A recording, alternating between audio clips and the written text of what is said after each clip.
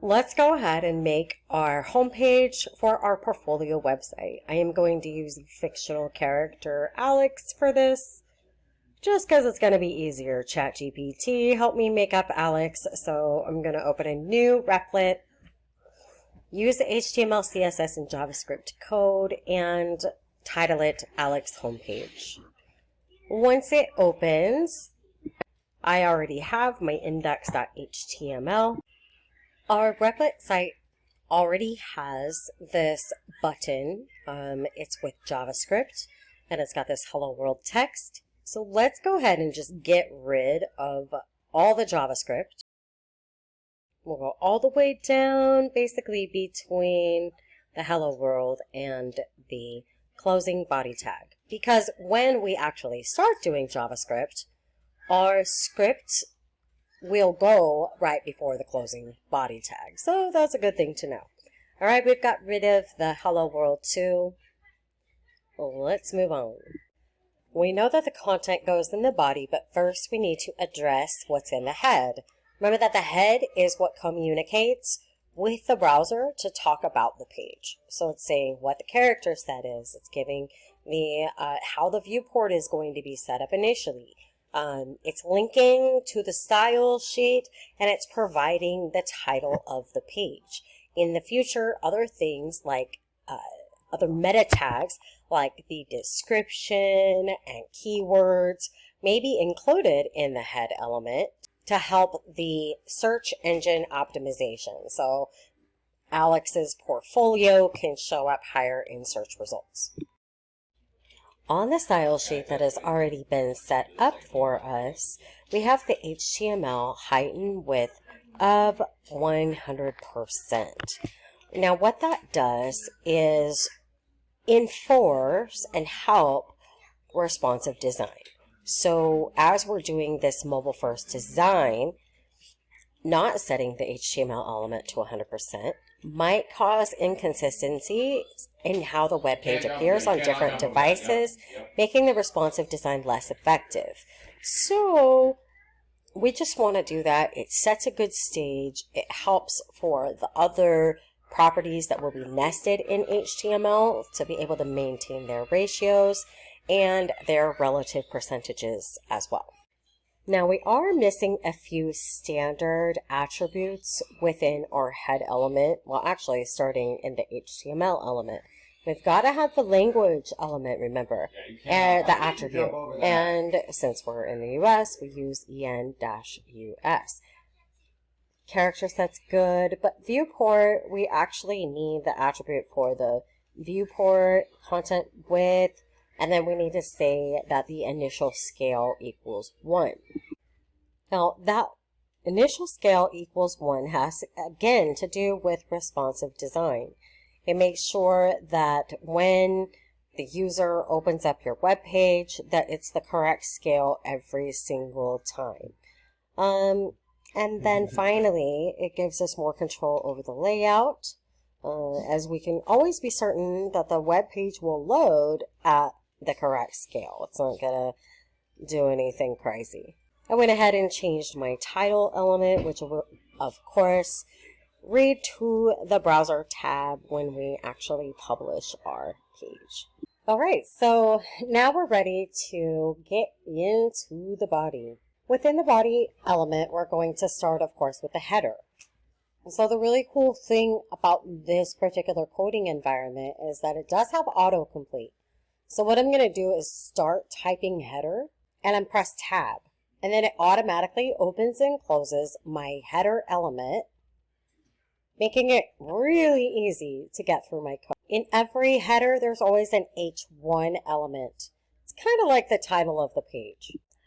For now, we're just going to say, welcome to Alex's portfolio. Now, normally the H1 is the title of the website. Meh. For now, that's what it's going to be. We're going to refresh the page so we can see. There we go. All in H1 glory size. So now we have to make a decision. Are we going to put the navigation inside the header element, or are we going to have a navigation bar that's below the header element? If we have the navigation below the header, then it kind of separates the navigation menu and allows it to have this distinct space. And then the other header content really has its own thing going on. And there's also potentially other CSS layout things that we can do to our navigation where we will want to have it a separate entity. I'm just going to go ahead and set up the navigation right now inside the header and move it after. So I'm going to use an unordered list. Now, the reason why I'm going to do this is because later on when I am styling my navigation, it's much easier to use the unordered list element and then just style it the way that I want. It comes up as a block display. You have more control over the individual list items because each link in the navigation has to go into a little list element. And so right now we're going to set up these relative links. Even though we don't have the files yet, we will have the files, okay? But for now, we don't want to create those files because our kind of initial template is not ready. So we're just going to say, okay, we have obviously the index.html. That's what we're on now. We're going to have that home. And I'm going to say about Alex. Refresh that. And there we go. So we've got a start. It's a link. It's going to just go right back to this page if I click it because that's what we have, the index.html. I'm going to copy this and we're going to do 3 more of these and then I'll just change each one. So remember that we have a form that we're going to be doing. Alex's is going to be a contact form. We'll just call it form.html and then we'll create it after we're done with our first page to try to make everything pretty cohesive. We start with a home page so we can kind of understand the vibe for the rest of the pages. Like we can go and plan our content, do our wireframes for the other pages, but when it comes to actually building the code, we want to make sure we have that initial style sheet from our home page ready. It's going to help. So I'm going to call that contact form. There we go. And then we have to fix those other 2, of course. Have one page for our research project and services and skills. Perfect. So now we have these 4 separate pages. These are going to be created eventually. Okay, so I do want to move this out of the header and put it beneath the header. That'll give me more control later on when I start thinking about how I want the navigation to display on mobile or in my large screen. There we go, all copied and pasted right below the header. So we're going to switch something around here. So in the H1, let's go ahead and put the welcome to Alex's portfolio in H2 because that's kind of what we're doing here. And then we're going to go back up to the H1 and we're going to put the title of the website, which is Alex, the web developer. And Alex has a cool tagline. We're going to use a tagline. There's no specific tagline semantic element, so we're just going to put it in a paragraph right beneath the header. And it's crafting user-friendly web experiences. Thank you, ChatGPT, for such a lovely tagline.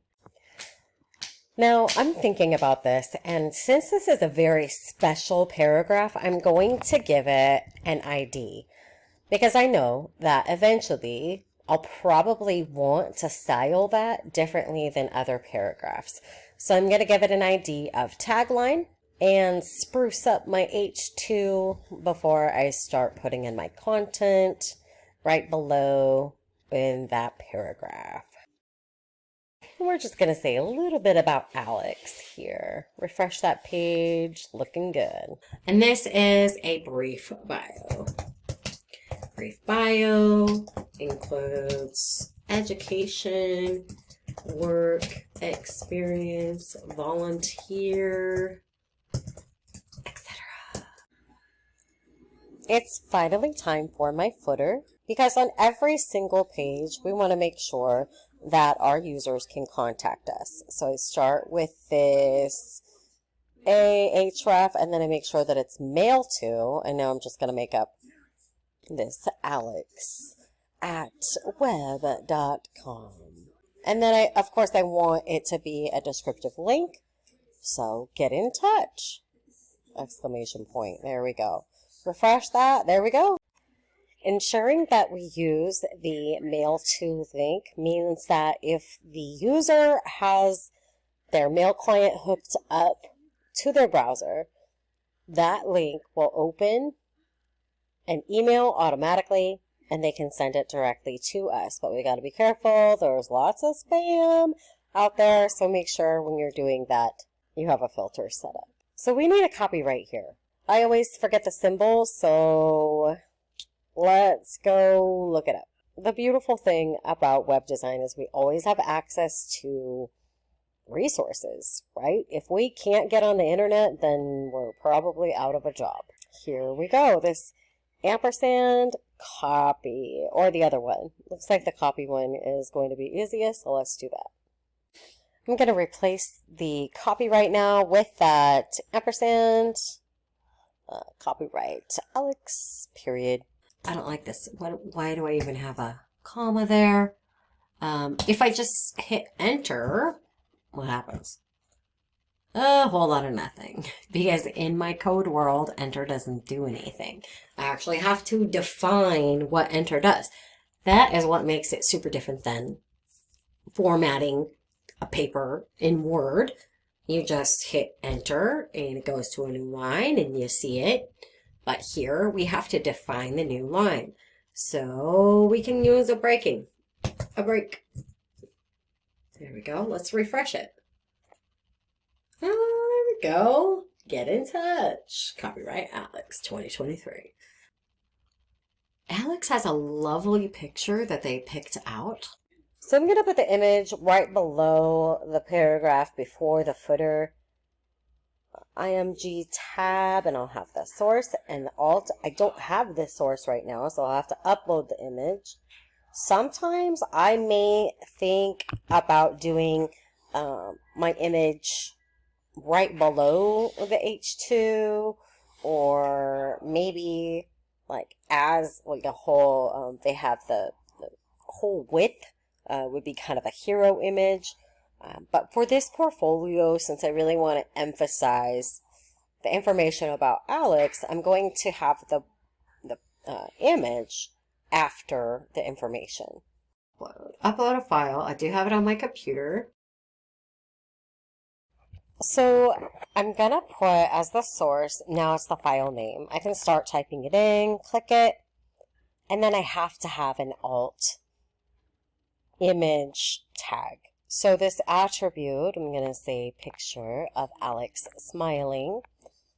This is so that if a screen reader is using our website, the person using our website will know what the picture is. Especially, it's a picture of Alex smiling rather than frowning or just a picture of Alex. It's imparting some sort of feeling there, which is a good thing. Oh man, this is this is gigantic. That is really problematic, okay? Now, not only is this problematic because it's giant and it just looks bad, but also because it's going to be a huge file and it's going to take a little while to load. So, we're going to have to figure that out later. Because we have something to do in our code in the future, we're going to need to add a comment. Now, HTML comments start out with the open bracket, exclamation point, dash, dash, close. Type in what you want to type in, dash, dash, closing bracket, or arrow brace, whatever you want to call it. But we're going to say, must resize the image. Comments are used to remind us of things in our code and to tell people in the future This is something that we're going to need to do to optimize. Now, because I am not a big graphic designer or photographer, usually my images are going to have captions saying where I got the image from, especially when I'm designing for fun. So I'm actually going to put put this image inside a figure. So I have to make sure that I enclose the image inside a figure. The reason why I want to use figure is because fig caption comes with figure. So I put a figure in, and then I can put a fig caption, and I can say who it's by. So let's notice what that did. So first of all, it gave,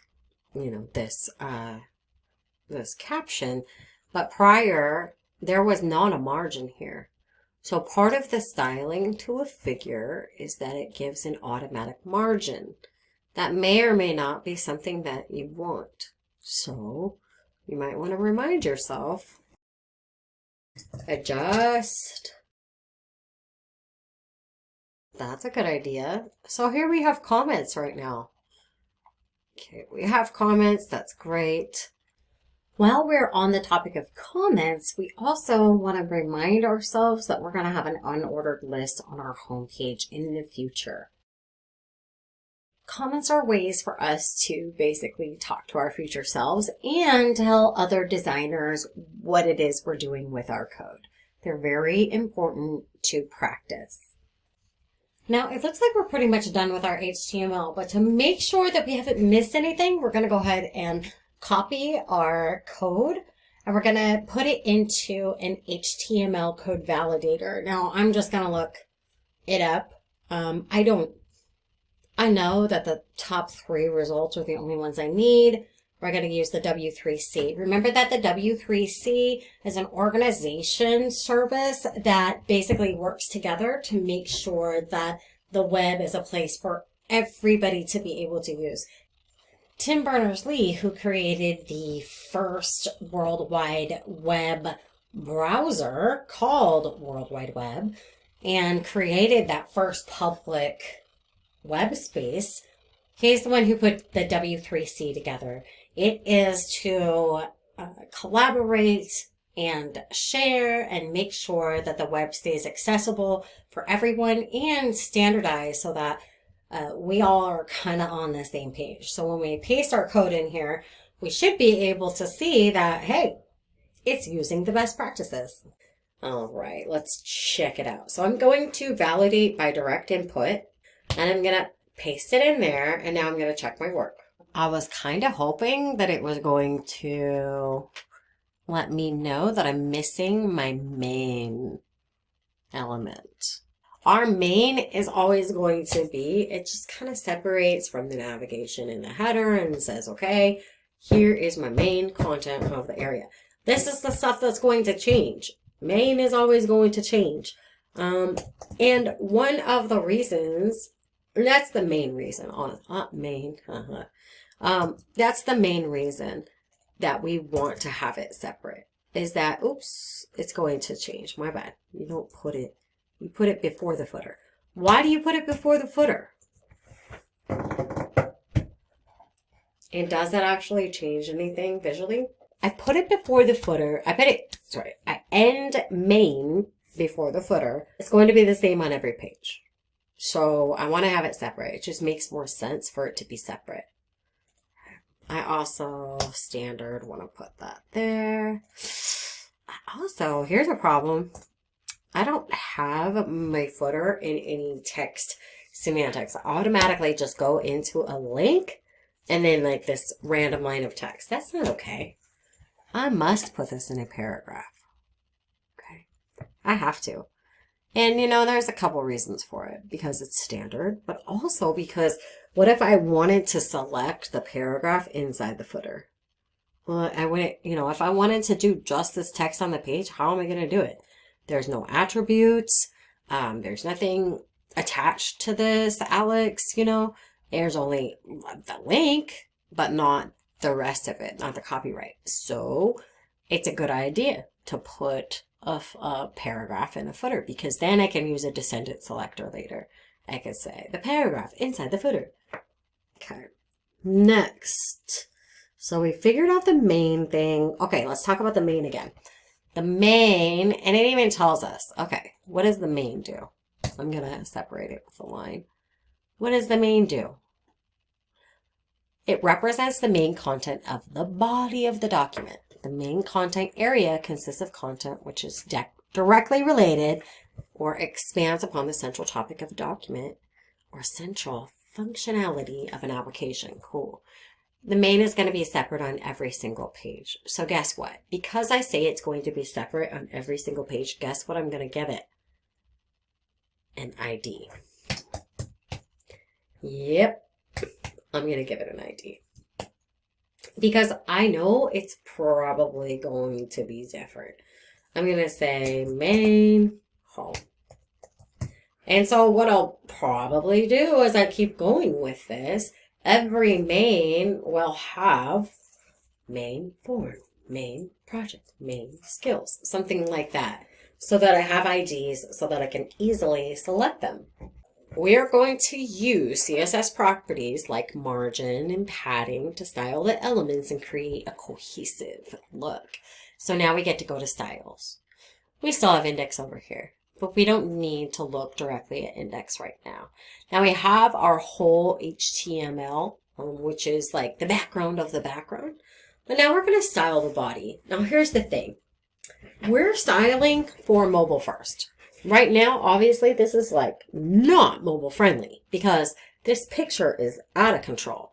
And if we were to expand this, we see, well, this is ridiculous.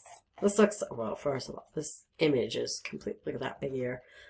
This image is completely ridiculous. There's also, there's no margin here. There's no balance. It's lacking style. So let's take a look at how we can do that. I am going to start with selecting the body element, and I'm going to give it a max width property. The max width is going to make it so that the reading area is only taking up a specific amount of space. If I had more than a little bit about Alex, I had like a huge long paragraph and it was wrapping lines, it would go across the entire screen, and that's going to be problematic. And so I want to make sure that that reading area is nice and narrow because that's user best practice and accessibility best practice. So we don't see any changes here though, because it hasn't affected the image, because we don't have anything that's saying that the image should look a certain way. The image is just the whole image because there's no height and width property to it. So that's going to be one of the big things that I need to change. Like right now, I'm going to put a border around this so you can see what's happening. So if I do a border of let's do 2 pixels solid black. So 2 pixels solid black. This is what we have right now. I'm going to leave it right now just so we can see. This is the CSS box model. There's always a little bit of space that's just a part of the CSS box model. There's that margin that automatically comes with the body. All right, and then and I think it's separate from the HTML. Let's see. I think I remember that. And here's what I could do. I can check out the background color, make it like pink. Oh gosh, I'm sorry guys, but let's do that. No apologies necessary. Yeah, so the HTML background color I can make completely, and usually I do actually. I don't necessarily want pure white because it's not always the best on the eyes. So a real easy color to remember is F3, F3, F3, F3. Okay, using hexadecimal. 1, 2, 3, 4, 5, 6. I have no idea why I got rid of the background color part. Okay, there we go. There we go. See how that just, isn't it weird? It kind of just lightens it up a little bit. We can even press on here. It's so cool. Look at this. We can even go a little bit like, I want it like that. And then what is that? This is a cool color picker. Wow. Let's refresh that page. Ooh, wow, that's great. Barely tell that there's a difference, but it makes a difference. So let's just have that for now. Okay. Next, I'm not going to have the border forever, but I want to have the border to display kind of what's going on. So right now, I'm going to give myself a little reminder. And remember, CSS comments go like this. I'm going to say this border is temporary. Okay. Just for display. Okay. But the next thing that I do want is to center. I want to center align all the things in there. So all the elements inside the body are going to be centered. So that is my margin auto. Margin left auto, margin right auto. Now, margin left auto and margin right auto. It is how we do this. Okay, so let's refresh the page. There we go. So now everything is centered. And watch what happens as I expand and contract. Expand and contract. Okay, so it's never going. It adjusts. You see how the border adjusts as we move the screen? But it never gets bigger. Now I want you to see something that I see that's bothering me a lot. Is that there is this, like, this text is completely in line and touching. There needs to be some sort of margin between the outside and the reading area. Just our eyes need that, need margins. However, margin doesn't cut it, right? That's how we see. We see that margin doesn't do anything to that. All it does is create center. So margin left, margin right. So there's another property though that will create spacing, and that's called padding. Okay, so we can put some padding around our body. In the CSS box model, padding is at the very outside. So let's go ahead and let's give padding, and let's just say, I'm going to say padding left. And I'm going to do, let's see. So I can either do absolute pixels, which I've been doing so far. Okay, and let's see what happens if I do padding left. Oh, that's better. Okay, okay. So what the padding does was give in some space inside. Sorry, I said outside. Margin is very much outside. Margin is outside the element. That's margin. Then you have border. Then you have padding. In fact, if I said margin left auto and then I said margin left like 20 pixels, then watch what happens. Okay. So now it's messed up, but it's given a margin there. Okay, so I don't want to do that. If I wanted a margin, if I wanted more of a margin, you know, if I, like around the actual body, then guess what I'd have to do? Probably have to put it in HTML, right? Or padding, let's see. I think it'd be padding. Yeah, if I put padding of, let's say, 10 pixels, let's see what happens there. Ah, yes, there we go. So if I do padding of 10 pixels, it does it all the way around. Don't like having padding up here, but I definitely don't mind having a little padding, tiny bit of padding, just right in there. Okay, and then, so since I don't like it like that, no, we have a shorthand. So remember that. Padding shorthand is like top, right, bottom, left. So it goes clockwise, starting at top. Top, right, bottom, left, clockwise. So I'm going to say top, 0, right, 10 pixels. I want to equal and bottom 0 and left 10 pixels. Okay, since I have it like this, there's a way to actually just get rid of it because it's always going to know, like if I only have 2 values, it picks up that it's 0 and 10 pixels. All right, okay. There we go. 0 is better. 0 is better. Perfect. Okay, so now we have this padding left over here, and I want that. I still want that padding over there. But the problem is, as I get over here, look, it doesn't have padding on the right. So I got to use this same principle over here. But now it's left and right. So I get rid of the left. I'm going to do my padding shorthand.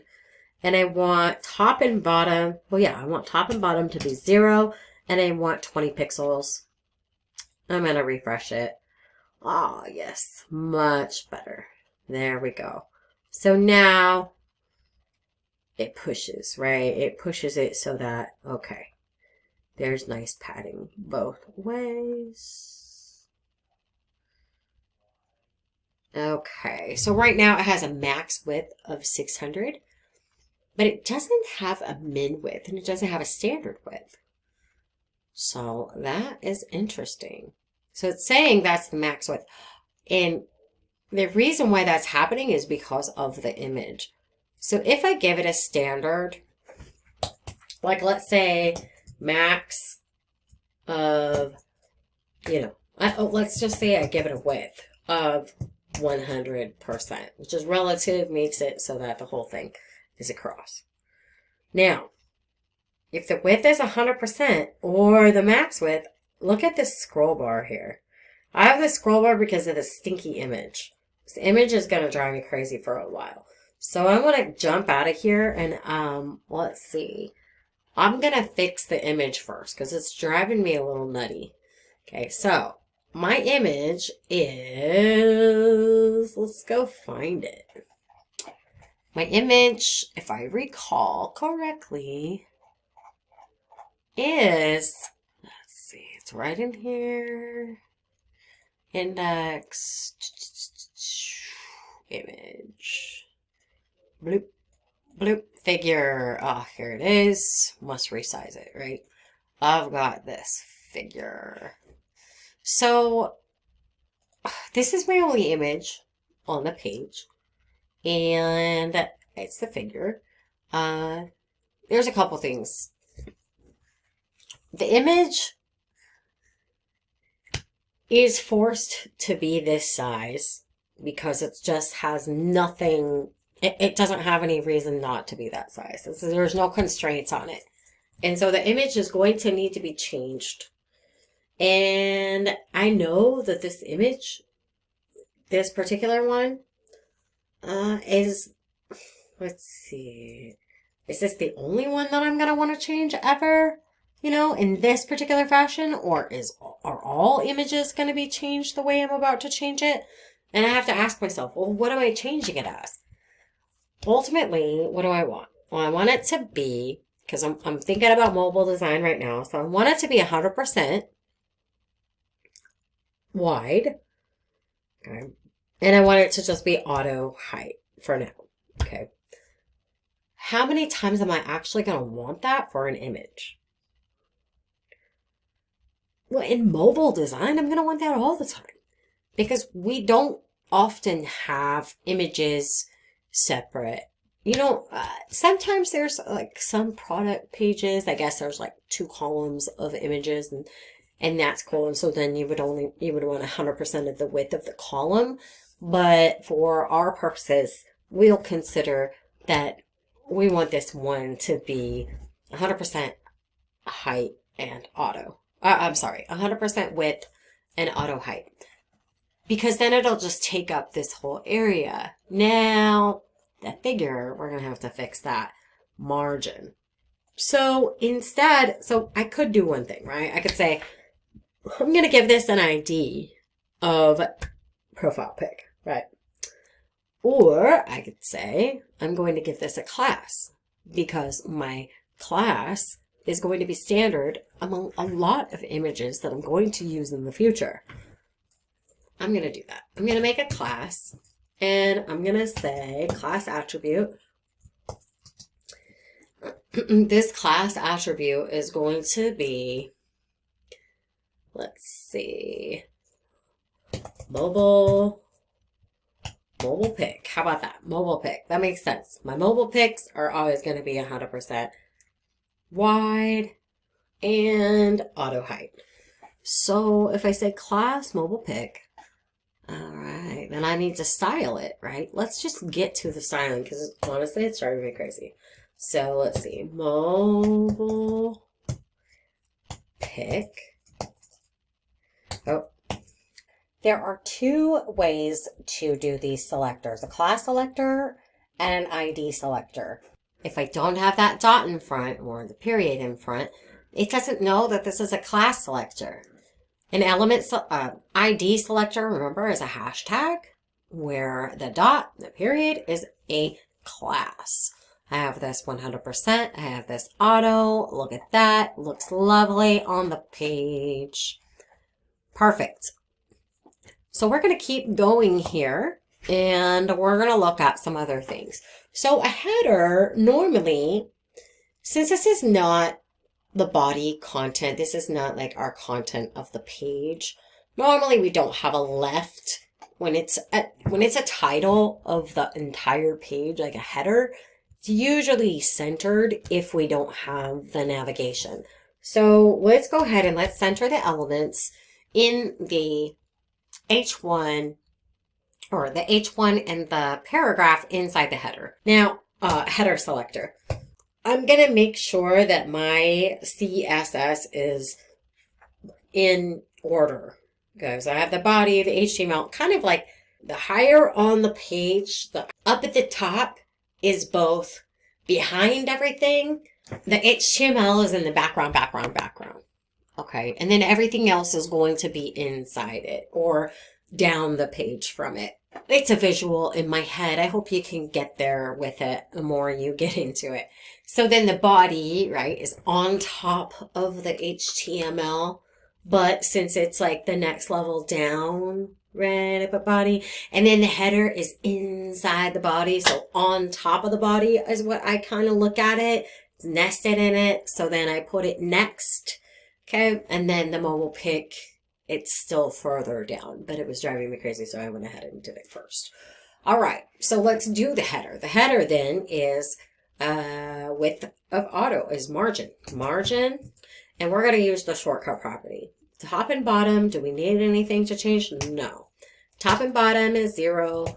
Left and right is auto. So there we go. Let's see how that works out. It does not like that. What did I do wrong? Let's see. Let's go back to the HTML and look inside our header.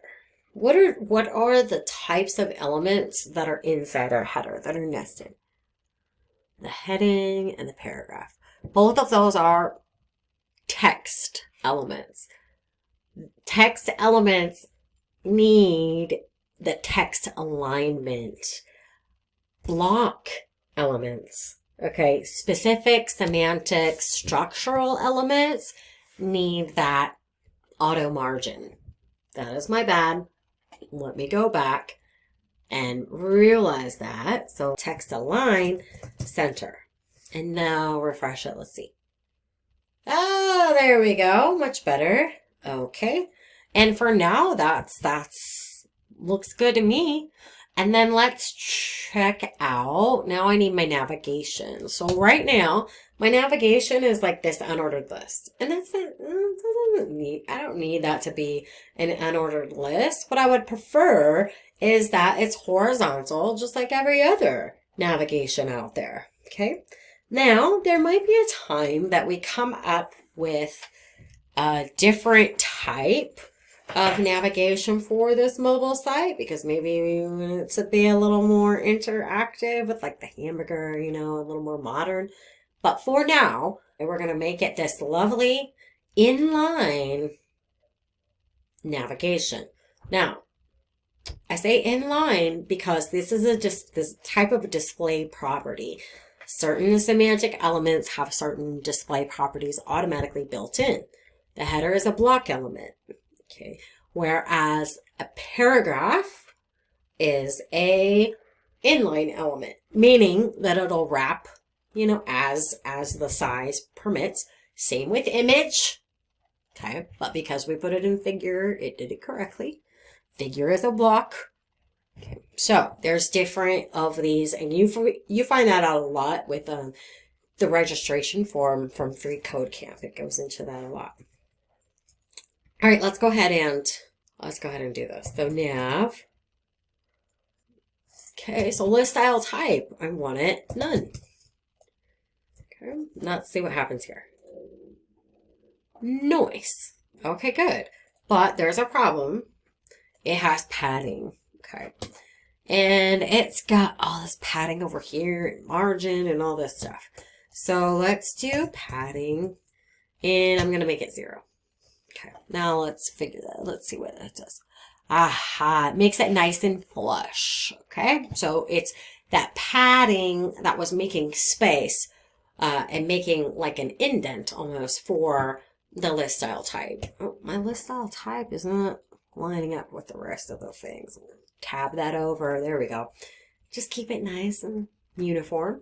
Organization is huge in web design, and it's something we need to be aware of, because if somebody ever comes and looks at our code, we need them to know what we're doing.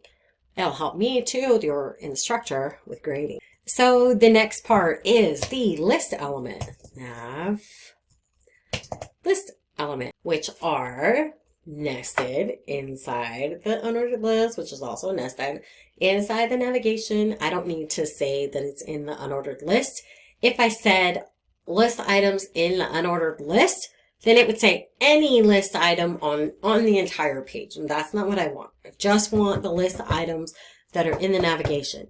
And I want them to not be display block right now. Right now, they go to 1 line each. Every time I have a list element, go back over here, you see? New line, new line, new line. It's like saying new line. Right now, it's display block as default. So I want the display at this point to be inline. Okay, watch what happens. Inline means it's going to go across until it hits the end. Let's go. Oh, nice. Okay, cool. Okay. So the way I have it set up, that's not going to work for mobile first design. Because if it's on like a small screen, it might wrap, and that's not cute. And there's not enough space between. Let's see if I put some margin in there. So if I give some margin between the list elements, let's see what happens. Not padding, but margin. So margin, now I don't care about the top and bottom, so I'll just save that 0. But I want the left and right, I want it to have a little bit of space in between. So let's say 10 pixels. Okay, I've been using 10 pixels a lot. Let's see. That's so much better. Okay, that's a great start. It's still like gonna wrap, and I don't like that. Let's see what I can. Well, I would love to do something with the CSS. I think what it comes down to is I have got to shorten these links so that they're not this long text. Home, contact, research, or projects, and services or skills. Keep it 1 word. And yeah, we'll just keep it 1 word, because then when I refresh, all right, it's a little easier to work with on mobile. Now, eventually, we're going to be adjusting this so that it is a hamburger menu on mobile. But if we weren't going to use any JavaScript, this is pretty much what we would do. So I don't like that these are not in the center, right? That these navigation elements. So I want to say list elements. So let me take a look. So what are the list elements? Before I put them in line, they were block. Okay, and they wrap. But now they're inline, so they wrap.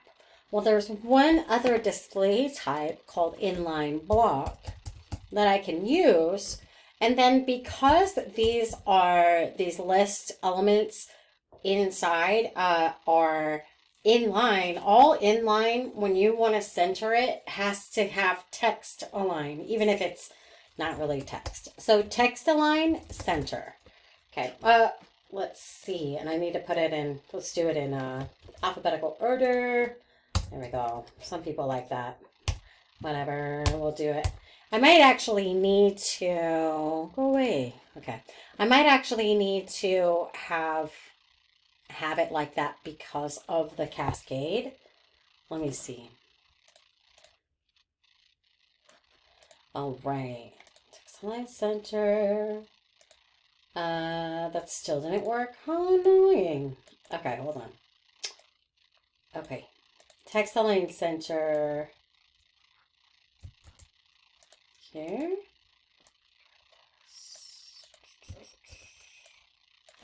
Let's see.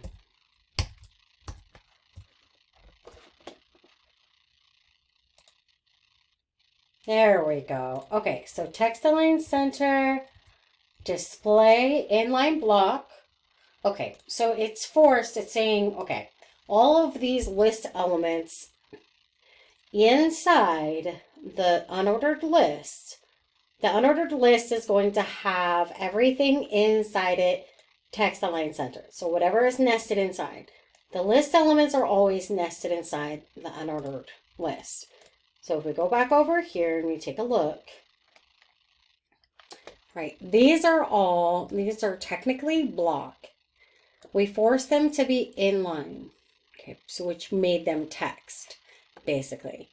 And then we had to say, okay, well, I want them also to be block so that I can adjust the entire unordered list to be centered. So all of these elements in here. Okay, I think we're good. We're good.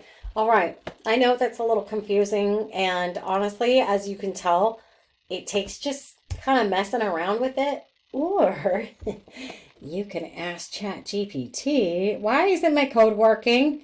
This is what I want it to do, and then it'll help you. May or may not do that sometimes. All right, cool. So we're groovy. All right. Now, we might want to have this centered.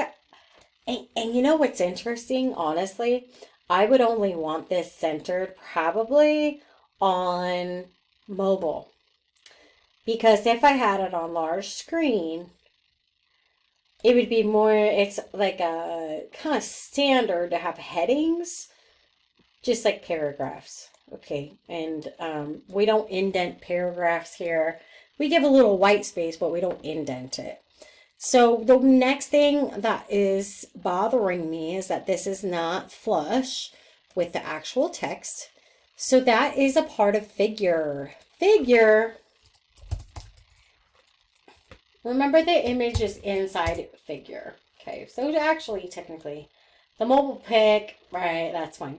The figure element is containing this mobile picture, and it's taking up 100% of the space of whatever it's in. And in this case, it's in the figure. Okay. I could also put it above the mobile pic if that's, that might make more sense for me. There we go. Yeah. Okay. So that makes a little bit more sense for me. And then now I can say, okay, I have the navigation list. I'm not going to work on anything with the header or the paragraph. Just want to kind of set up the layout right now, not so much the, you know, prettiness of things. So then the figure, now I need to get rid of the padding. Okay, and I think there's, yeah, I need to get rid of the padding.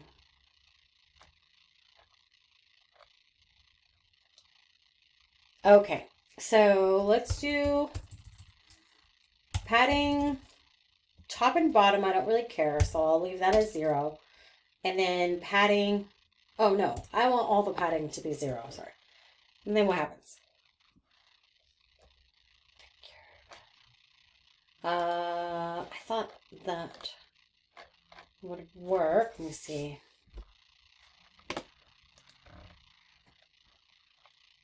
Margin 0? I thought it was padding. Oh, it's margin. All right, guys. If you want to know for certain, okay, like you're forgetting, like I forget. I mean, I'm making this super obvious that I forget this. There is a trick, and it is called the browser web development tool. If I right click in here, I can inspect what's happening. When I inspect, there's so much going on in here, okay? When I inspect, though, what I can find is I can keep looking. I can go down, I can go here, and I can see figure. Okay, now when I click on figure, notice that hover and it's over here. We're gonna have to do a lot more with this inspect, this developer tool. Okay, styles. Trying to make it so that, come on. There's usually a thing you can, oh well, whatever. Ah, it's not working. Stop it. Normally you can, there it is. Goodness. Normally you can, like, you know, change the size. There it is. Okay. So notice here, not footer. Go back, body header, main, figure. So if I click on figure, this right here, this is the starting. This is the user agent style sheet, which is the same as the web browser style sheet. So the figure always has a display of block and then a margin of 1, margin start 1 EM, margin block end 1 EM, margin inline start 40, margin inline end 40. So basically what this is saying, now what I've done, now, so look at that. You see what happens down here? This is the border, this is the CSS box model. Now, as I, get even bigger. This is what I put in, margin 0. Okay, now it's going to be perfectly aligned because there's nothing in its way. If I undo it, it goes back to its default. Okay, so margin block start is the 16. Margin block end, 16, which is 1 EM. Okay, that's because the font is 16. And then we've got 16 pixels, which is the same as 12-point font. Okay, and then we got 40 inline and 40 inline. So block, imagine, is the top. Okay, block is top and bottom. Inline, right, or left and right. Okay, and then remember, if we're doing shorthand for margin, it's top, right, bottom, left, and it actually shows you that. Interesting, huh? So undo this, and so I could cheat, right? Like, let's say I didn't have, I forgot, which I did, right? There's no padding, see? There's no padding here. Okay, so I can look at this and I can see, oh, what's the property that's making it so it has margin, so that it has that white space? Oh, it's margin. Okay, let's get rid of that. Okay, and I can test it. How cool is that? And whatever I test here, it doesn't like affect. Like, I can close this and I can refresh the page and it stayed, whatever, in my CSS. But I could test things in my browser, which is super cool. All right, so now I'm looking at this and I'm like, well, that's a giant picture. I don't want that. But on mobile it's kind of cool. One of the worst things ever. Okay, it's not that bad. But one of the worst things, one of the things that is a big no-no, is this horizontal scroll bar. So we need to figure out, okay, what is creating this horizontal scroll bar? Now, since I showed you this inspect, I'm just going to show you one more time, okay? And I'm going to go all the way up. Okay, here it is, the body. So this has a negative 44 Okay. So it's got this weird, there it is. For some reason, this body width of 100%, there it is. See this negative 44? Is making it so that there's an extra margin. Weird. Okay, let's get rid of it. Yeah, let's get rid of it. Okay, so we're gonna get rid of the body margin. The width, that makes sense. Because we already have this defining. Let's do this. Refresh it. Much better. Okay. Cool. Hey. What happened? Oh, geez. What happened? I'm going to refresh the whole thing. Oh, there it is. I don't know what happened. It just was slow. That's fine. All right, cool. So, there we go. All right, so the top is looking great for now. Normally I center this. It's up to you. If you want to center this or not. We already have the footer centered. I want to show you a little trick. Like, you see how I only have, the footer, text align. Well, let's say there's other things on the page that I want text align center. Like, look at this. I have the nav UL text align center. I have a header text align center. And there's nothing else in there. Footer. And then what if I want like the fig caption center too? Well, check this out. Watch what I can do. Footer. So if it's the header and the footer, we'll go all the way back up here. Header, footer, big caption. Watch this. How cool is that? I could just put a comma and then it's going to say all of them are text align center. Okay, nothing changed here. Text align center here, get in touch here. All right, wonderful. So this is another shorthand, and that's like one of those things that you do after. You notice that? Yeah, it's one of those things you do after. And the reason why I would want it up at the top rather than down at the bottom, even though footer and fig caption, is what if I changed my mind about fig caption, but I didn't want to like have to change it up here. I could change it down here. Watch this. Okay, fig caption.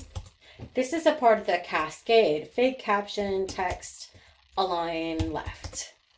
Let's say I decided to put it back on the left. Well, there it is. Okay, so it's not, whatever is at the bottom takes precedence, meaning it's like the order of operations. Remember order of operations? Yeah. So this is how I think of it too. There's quite a few ways you can think about the cascade. Cascading style sheets. Meaning that what happens here is the first thing that happens. But then this happens here. And if this interferes with this, then if like the body interferes with the HTML, then the body properties take over. And then if you're like, okay, well, if the header, footer, fig caption, if this interferes, then this takes over. So everything below, as we're reading, it says, okay, well, now do this, now do this, now do this. And so we can change whatever was up here down here, and this will have precedence. Okay, so what's nice about that is that you don't like necessarily have to change previous code. You could just add more code. But if it's your own code, you want to make sure that you keep it clean. Okay, so I would get rid of this. But that really helps when we're using content management systems. Whoops. Okay. When we're using content management systems, having the ability, everything we put, like if you're adjusting a style sheet in a content management system, everything that you put in CSS goes basically at the end of the code document so that it supersedes whatever else. You like that. This is a good thing. All right. Well, hey, you guys should have a fairly decent mobile design. You know, like for me, like this picture is way too big. I still have some work to do, right? But like, hey, this is it, you know. This is a great start. You've got an H1 element. You've got kind of a tagline introduction. You've got a navigation. Doesn't work yet because we haven't created the other pages. We've got a H2. Got more. We got a picture in a figure, fig caption, footer, all the good stuff. So now more styling to come, right? And you're going to learn more about that in freecodecamp.org. And this is just to get you started. Okay, very last thing. This is a good start, okay? I'm not sure what else I'm going to have to change. I think I'm ready to create, to kind of duplicate each of these index. Let's see, can I duplicate these? Yeah, duplicate. Okay, I'm going to duplicate this, and I'm now going to call this form. Okay. And then I'm going to open my form, and I am going to get rid, I'm going to change the title, Alex, the Web Designer's Portfolio. I'm going to change it to Alex's contact form. Okay, something like that. I'm going to keep everything in the header, keep the navigation. I am going to get rid of the main. Okay, now I could, if I want to right now, may as well do main form. Don't forget to actually have my, there we go. See how that worked? I actually closed it for me. Make sure you close your main. Cool. Okay, so, and I could put a comment in here. Placeholder.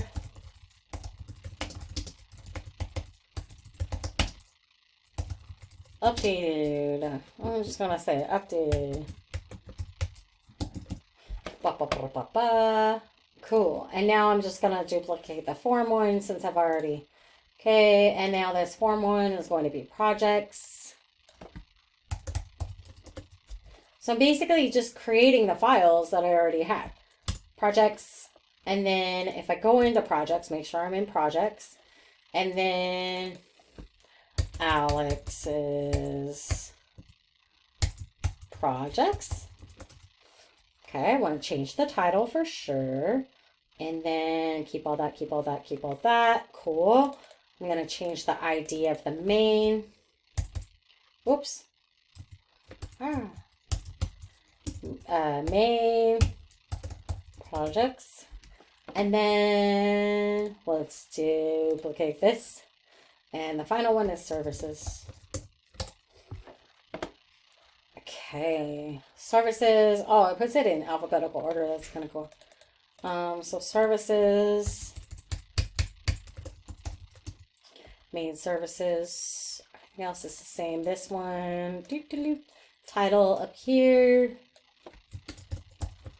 Let's do web services. Yeah. Okay. There we go. Okay, so watch this, guys. Guess what? If I go back to my home page, guess what I can do? Or actually, let's just go over here. So guess what I can do? I can click on contact.